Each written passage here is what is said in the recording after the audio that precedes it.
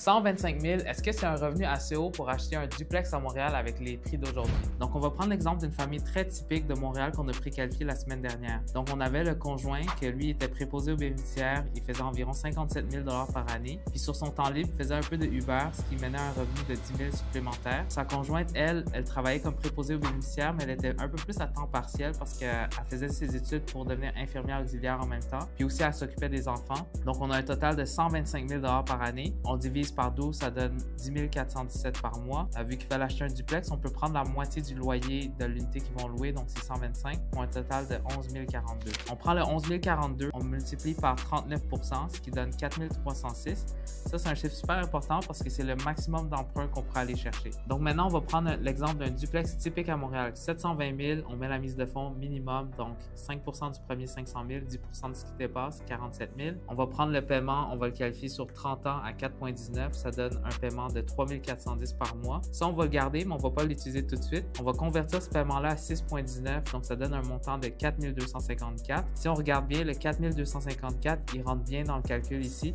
Donc, les clients sont qualifiés. Donc, je sais déjà qu'est-ce que tu vas me dire, que 3 400 $, ça reste quand même extrêmement cher pour une hypothèque.